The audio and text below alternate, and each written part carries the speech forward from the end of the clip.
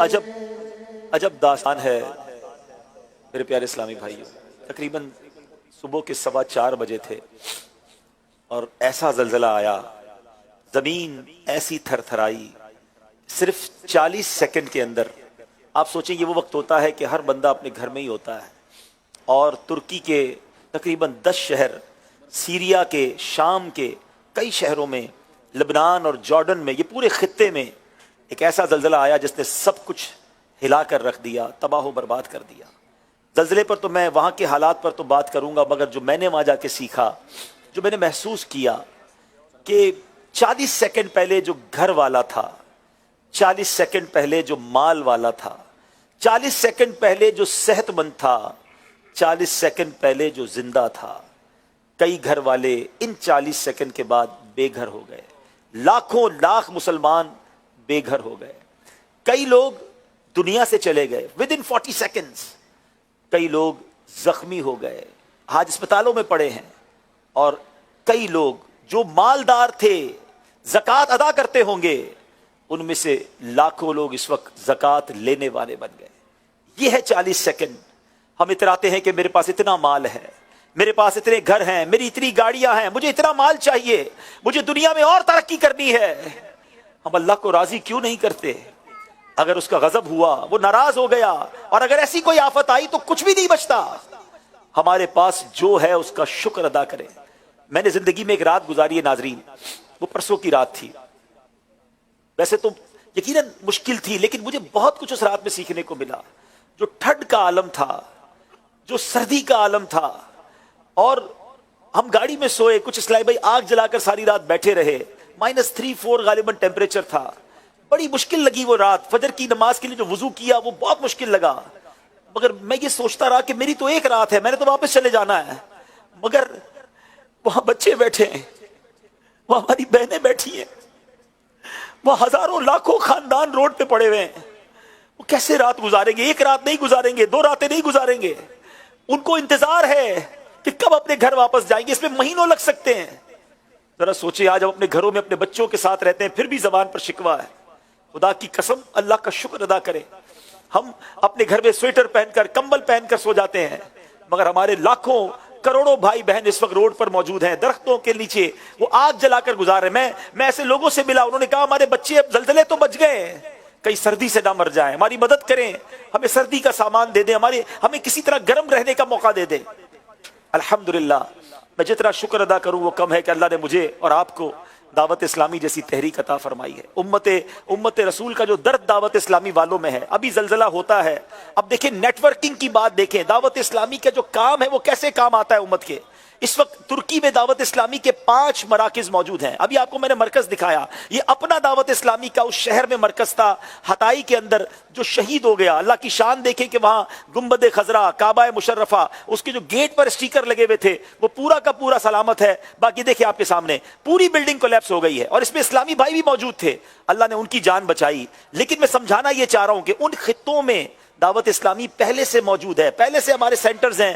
فوری طور پہ ہمارے اسلامی بھائیوں نے زلزلے سے لوگوں کو نکالنا شروع کیا. اب امداد کے کام شروع ہو گئے ہیں. الحمدللہ کروڑوں روپے کی جو چیزیں ہیں ہم نے پاکستان میں آرڈر کر دی ہیں. ترکش گورنمنٹ سے ہم نے رابطہ کر لیا ہے, ہم انشاءاللہ پاکستان سے بھی سامان بھیجیں گے. یو کے میں لندن کے اندر ترکش ایمبیسی سے رابطہ ہو گیا ہے, ہم یو کے اور یورپ سے سامان انشاءاللہ جو ہے وہ ترکی بھیجنا چاہتے ہیں. آج میری نگران شورا سے آسٹریلیا میں بات ہوئی, انشاءاللہ وہ آسٹریلیا میں ترکش ایمبیسی میں بات کر رہے ہیں کہ ہم آسٹریلیا سے انشاءاللہ ترکی مسلمانوں کی مدد کریں گے. اور نہ صرف ترکی مسلمانوں کی, ہم شام کے مسلمانوں میں بھی ترکیب بنا چکے ہیں, ہمارے اسلام میں پہنچ چکے ہیں, اور انشاءاللہ وہاں بھی کام شروع ہو جائے گا. تو بہرحال میں بتانا یہ چاہ رہا ہوں کہ یہ ہے میری اور آپ کی دعوت اسلامی. کیوں نہ فخر کریں, اللہ کریم نے ایسی دعوت اسلامی دی ہے, ہمیں دین بھی سکھاتی ہے, ہمیں نماز بھی سکھاتی ہے. جب مسلمانوں کے ساتھ آفت آئے تو انہیں راشن بھی پہنچاتی ہے. ابھی کووڈ کا زمانہ دور نہیں تھا جب 1 کروڑ سے زیادہ مسلمانوں تک صرف پاکستان میں راشن, پکا ہوا کھانا پہنچایا گیا. ابھی ہم سیلاب زدگان کو بھولے نہیں ہیں, روزانہ کی بنیاد پر سیلاب زدگان کا کام سندھ میں جاری ہے, اربوں روپے کی امداد کر چکے ہیں, وہ کام بھی جاری ہے. مگر یہ بھی ہمارے بھائی ہیں, اور جو میں سمجھتا ہوں کہ یہ اس صدی کے بڑے حادثوں میں سے ایک حادثہ ہے. اگلے کچھ دنوں میں آپ کو پتا چلے گا کہ اموات کی تعداد کتنی بڑھ جائے گی, اللہ نہ کرے. کیونکہ صرف ہتائی میں مجھے بتایا گیا اس شہر میں کہ 1 لاکھ کے قریب مسلمان اس وقت بھی ملبے میں دبے ہوئے ہیں. اور اب 5واں دن لگ گیا ہے.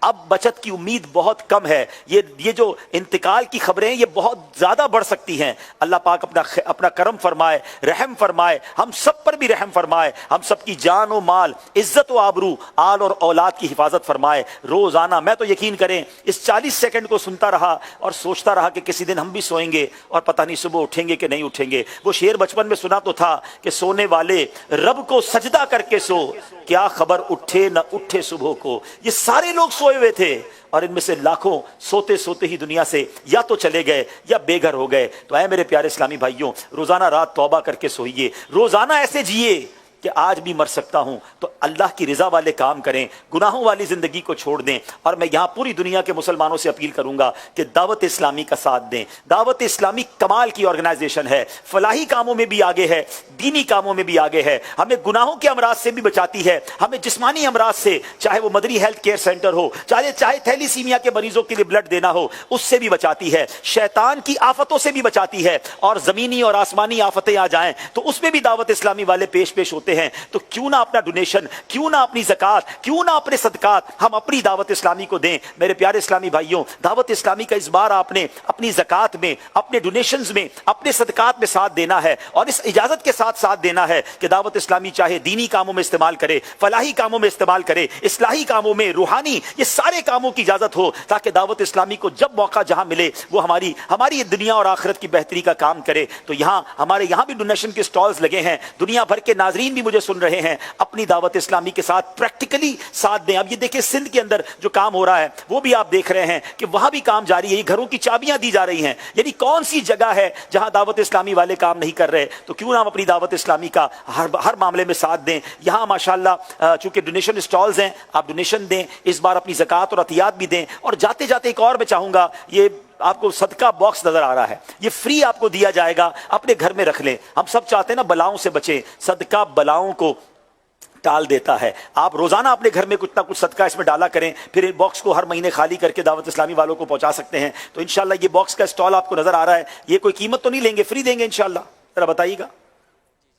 جی بالکل انشاءاللہ عز و جل فری دیں گے. جی جاتے جاتے یہ لیتے جائیے گا. بہرحال میری بس یہی گزارش تھی کہ دعوت اسلامی پر فخر کیجئے, دعوت اسلامی کی قدر کیجئے, دعوت اسلامی کے ساتھی بن جائیے, اور اپنی دعوت اسلامی کو اس بار اپنے ڈونیشن میں, اپنی زکات, اپنا صدقہ, اپنے فطرے میں یاد رکھیے. یہ امت کو بھولنے والی تحریک نہیں ہے, یہ امت کی خیر خواہ تحریک ہے. اور اللہ سے التجا بھی یہی ہے, اللہ ہمیں اسی دینی ماحول پر استقامت عطا فرمائے, اور اسی پر ایمان اور عافیت کے ساتھ مدینے میں موت بھی عطا فرمائے. الحمدللہ. صلو علی الحبیب صلی اللہ تعالی علی محمد صلی اللہ علیہ وسلم. ایک کال لیتے ہیں, جی کال دیجیے گا. ماشاءاللہ عبدالحبیب بھائی, کیا بات ہے. اللہ تعالیٰ نے آپ کو خوب نوازا ہے, مرشد کی نگاہ ہے. اللہ تعالیٰ مزید آپ کو عزتیں, کامیابیاں, کامرانیاں عطا فرمائے. تو یقین جانے کہ آپ نے تو ایک بہت بڑا ہمیں سرپرائز دیا, اور وہ ترکی جا کر آپ نے دکھا دیا.